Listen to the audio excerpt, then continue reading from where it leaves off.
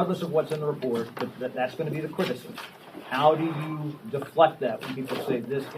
Some of you said, well, this demonstrated, incompetence at the highest levels. How do you not get that perceived as something that's political? Read it for yourself, Chad. Read the report for yourself. If you can read this report and you believe on the last page of the report that it is about one person instead of about four people, then there's nothing I can say that's going to disabuse you of that. That's just what you believe. And there's no amount of facts and no amount of evidence that is going to dissuade you from your previously held conviction. Nancy asked about the Democrats. The Democrats' mantra all along has been that there was no new information. Well, there's undisputably no new information. So now their position is, but it doesn't fundamentally change the way we view Benghazi. Yeah, if who evacuated your folks does not fundamentally change the way you view Benghazi, if the fact that no asset was ever headed towards the place that actually had a crisis, this email that we need to plan in case a crisis emerges, this is what came out of the civics. We need to have a plan in case the crisis expands and a real threat emerges. What the hell was going on in Benghazi? Was that not a real crisis? Was that not a real threat that had emerged? So I can't do anything to disabuse what Elijah thinks. He's not my audience. My audience are reasonable, fair-minded Americans who want to know what happened to four of their fellow citizens, and I think they can draw their own conclusions. On that point, Chairman Gowdy, you just had Representative Pompeo quoting Hillary Clinton, "What difference does it make?" saying that you can't be a leader if you don't know what's going on the ground, and then saying that she was morally reprehensible for the leadership that she employed that evening. How is that? I'm going to let him address it. I don't think you'll see any of that in the report.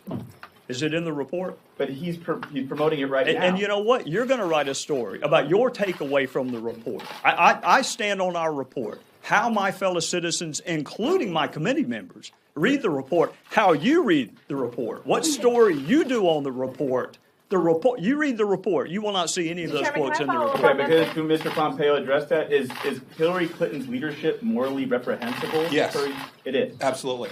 But let me be clear about what we're doing and what we did. I remember the day. None of us volunteered for this assignment, I can assure you.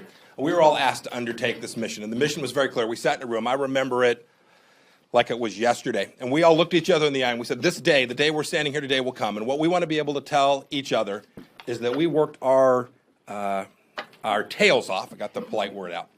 We worked our tails off to develop every fact we could, to tell the American people everything we could possibly glean, and we have been obstructed every step along the way in that effort, including by the very Democrats today who are calling us political. Go read these transcripts. Go look who called the witness. Go look who asked the question. This is not the first congressional inquiry in the history of America.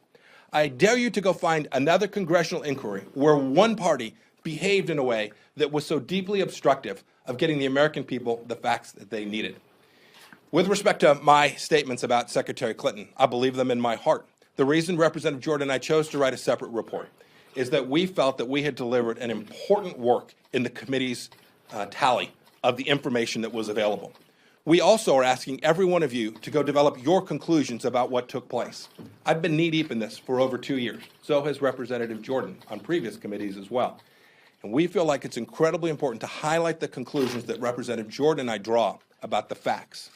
Read the facts, read the reports. I think you'll see that the conclusions that we draw are real and accurate and fair. Mr. Gowdy, could I just ask the flip side of that? The flip side of that could be that because you chose not to draw conclusions, does that suggest that you don't have the goods on placing any blame on the administration, specifically the woman who wants to be the president of the United States? Dana, shockingly, that was not what the House asked me to do. Look at the resolution. The resolution doesn't mention Secretary Clinton. Speaker Boehner nor Speaker Ryan have ever asked me to do anything about 2016 presidential politics. Speaker Boehner asked me to find out what happened to four of our fellow citizens, and I believe that that is what I have done. You are welcome to read the report. I hope you will. I know you will. If you, at the end of reading that report, can conclude that it is about one person instead of about four people, I will be shocked. I'm asking the opposite question. Do you believe, after doing this for 2 years, spending all of your time and millions of dollars, do you believe that based on this, that the American people should look at this and see that the woman who wants to be president has culpability? I was with you until the last clause of your statement. I think the American people ought to look at it. They ought to look at it because fellow Americans died and fellow Americans were injured and fellow Americans went to heroic lengths to save other Americans.